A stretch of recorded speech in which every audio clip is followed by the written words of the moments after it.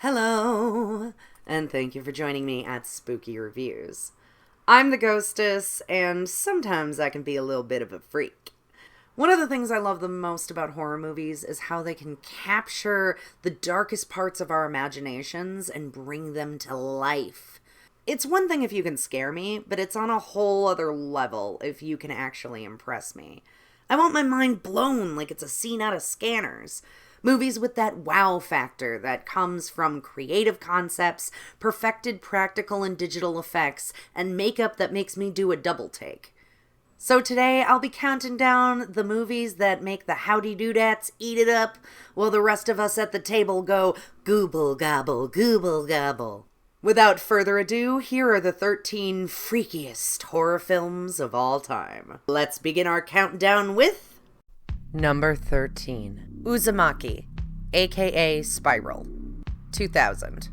Based on a manga of the same name, this Japanese horror follows the story of a seemingly viral, infectious obsession with spirals, leading to some truly grotesque body horror. The humorous attitude of the film helps the cartoonish effects feel all the more plausible. It gets extra points for that wow factor, and I was very excited to find out that HBO Max has an Uzumaki series that I am so excited to check out, since I'm pretty sure the translation from comic to animation will be a little smoother than illustration to film. But bless the filmmakers who gave me some of the most uncanny valley imagery I've ever come across. And to anyone who appreciates a freaky little flick, I definitely recommend this twisted tale. Number 12. The Cell, 2000. Detective Vince Vaughn gets therapist Jennifer Lopez to enter the comatose mind of serial killer Vincent D'Onofrio in order to find his latest victim before it's too late. I've always been fascinated with the concept of seeing someone's mind as a physical space. And this one does it in a pretty cool way. A majority of the movie takes place in this liminal nightmarescape, splattered in symbolism that sometimes makes you roll your eyes. And you find yourself drawn into this world that looks like a mashup of late 90s nu metal band music videos. But if you just lean back a little and take in the big picture, there's an epic splendor to what's on screen. It turns grisly and grotesque into gorgeous. And it still gets a couple of jumps out of me. And yes, I am referring to the sudden horse vivisection. It's definitely a product of its time, but there's a wow factor to the whole presentation that I have to applaud. Number 11. An American Werewolf in London, 1981. When American backpackers get attacked in the misty moors of England, one ends up dead and one ends up transforming during the full moon.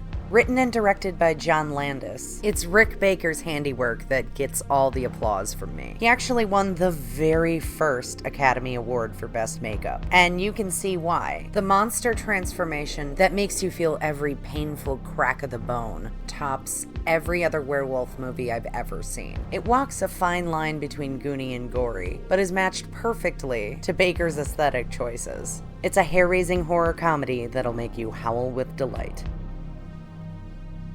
Number 10. A Nightmare on Elm Street, 1984. I'm guessing if you're watching this video, you're familiar with this film. So let me just get the bad out of the way. Booby traps. Nancy's final plan to take Freddy down seemed so out of left field for me. Maybe because I grew up watching Home Alone, and didn't give me the full satisfaction I wanted from the ending. Because this movie has some really cool effects in it, and it created a new kind of supernatural slasher that didn't involve ghostly or demonic possession. Where else are you gonna get a Johnny Depp fountain of blood? It has a memorable murder weapon and marvelous makeup effects, especially on Freddy's scorched flesh. And if I had to kind of cheat and blend this with the rest of the franchise, Part 3 Dream Warriors and Wes Craven's A New Nightmare are also fantastic examples of using practical effects to haunt your dreams. Number 9. Poltergeist, 1982. The story by Steven Spielberg, which he co-directed alongside Texas Chainsaw legendary director Tobe Hooper, uses a combination of special and practical effects to create iconic paranormal creatures. with inventive lore and flashes of Twilight Zone. And there aren't a lot of PG horror movies that can freak me out, as much as watching that man peel away his claymation face in the mirror. Even taking the time to make clowns terrifying, which they kind of already are, but still. This film unfortunately took a detour into unnecessary remake town, and while the new one tries to do its own thing, it just can't top the visual feast that is this feature. And when it comes to ghost stories that take things to a whole new dimension, this choice is clear. Number 8. Videodrome, 1983. James Woods investigates a mysterious snuff film channel and the cult surrounding it. This whole list could have been Cronenberg. It's a genuinely unique concept, unlike anything I've seen in a movie before or since. While the mystery definitely reels you in, it's the major mindfuck special effects that get you hook, line, and sinker. Using sickly twisted subject matter, it explores the human relationship with media, creating an oddly physical effect with reality-bending imagery. And the visuals get more intensely grotesque and unhinged as the story goes on. It's fun science fiction that's freaky in every sense of the word, and as long as it keeps delivering this kind of genius, the new flesh can live as long as it wants. Number 7. Hatching, 2022. A young gymnast with an appearances-obsessed mother raises a mysterious egg into an unnatural hatchling. This Finnish film is absolutely fascinating, with some near-flawless effects, as her supernatural bird baby slowly grows into a demonic clone. It has a wholly original concept that explores the relationship between parent and child, along with how we project ourselves versus our true nature. And that failure to live up to expectations creates an intense sadness that can be felt throughout the tone and is reflected in the creature design. It's a bit of an odd egg, but ends up being a cracking good time. Number 6. Under the Skin, 2013.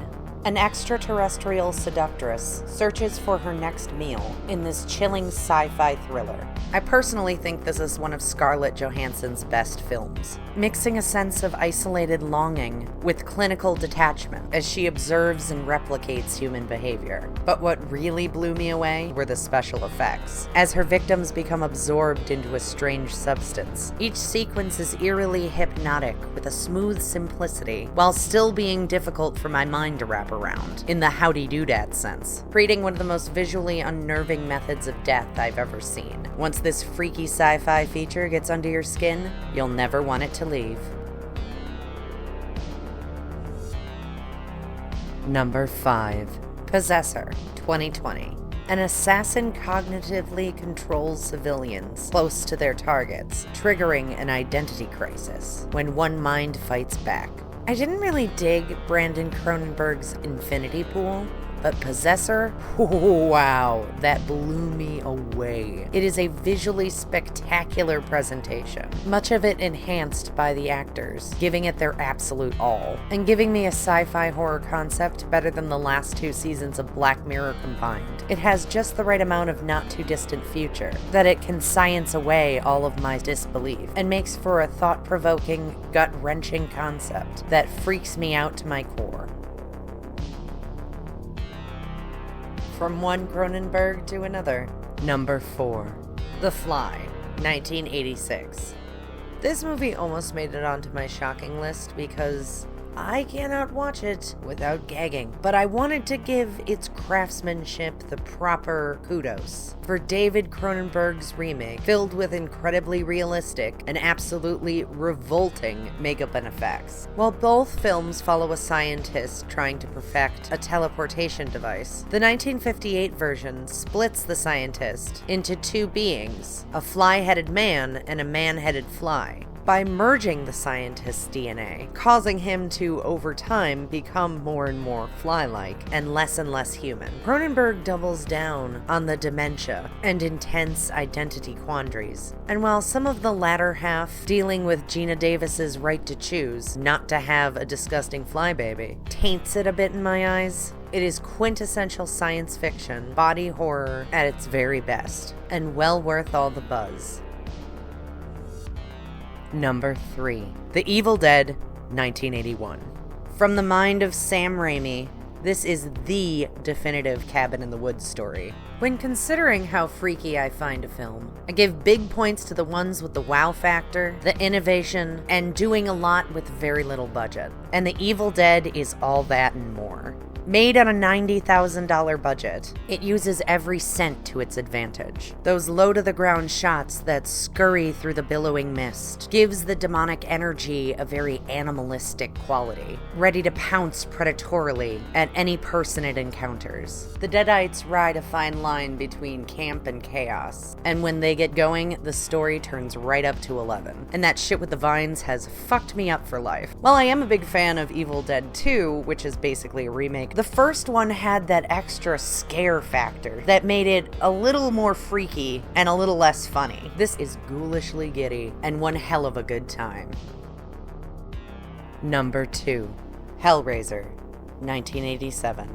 Seeking the ultimate thrill, a man acquires a puzzle box that unleashes a hell dimension and must manipulate his family to reform his flesh. Clive Barker took a cool concept, covered it in creepy, and ended up crafting a beautiful nightmare. The sadomasochistic Cenobite designs are simply to die for, with equal parts terrifying and strangely seductive. And every second that skinless Frank is on screen will make you shiver and shout. While there are some diminishing returns and sequel qualities, there's also a lot of creativity, and I thought the remake did a really good job replicating the overall feel of bleak nihilism striving for hope, as the characters battle their demons and struggle to survive against the hellions they've unleashed. This is one puzzle box you'll want to solve again and again. And here are a few more freaky flicks that didn't quite make the cut.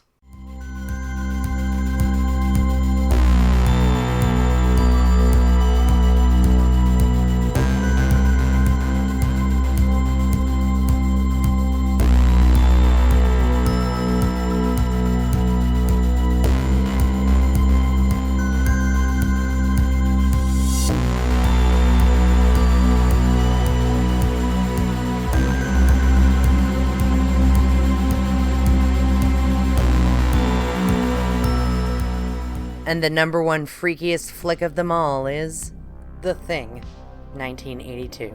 I mean, come on. This is honestly the highest ranked of every movie that I watched, and got perfect scores in freaky, frightening, eerie, thrilling, and creepy. And the most shocking thing about it is it was apparently a flop when it first came out. And while this could have been number 1 on almost any of my lists, although I'm pretty sure I accidentally left it off some honorable mentions, it's the horror movie that I think best embodies freakiness to the max. Based on the John W. Campbell novella, Who Goes There, we follow the story of Antarctic researchers who discover a recently thought out shape-shifting creature and try to figure out who is really who they say they are. The brutal body horror stains this movie on my memory, and it constantly plays games with your mind, leaving things as uncertain as our characters feel, and the tension is so tight you could decapitate someone with it. If you are a dog lover, I will warn you, there are a couple of intense moments you might end up watching through your fingers. But then again, if you're a human lover, you might end up doing the same. To this day, even understanding every technique they use to make this happen, it blows my mind. It's got everything I need and just a little bit more. Of all the horror movies I've seen, this chilling champion wears the crown. So those were, in my humble opinion, the 13 freakiest horror movies of all time. If you enjoyed this video, please like, share, and subscribe. Let me know in the comments below if I missed any of your favorites, and join me next time for another spooky review. Boo for now.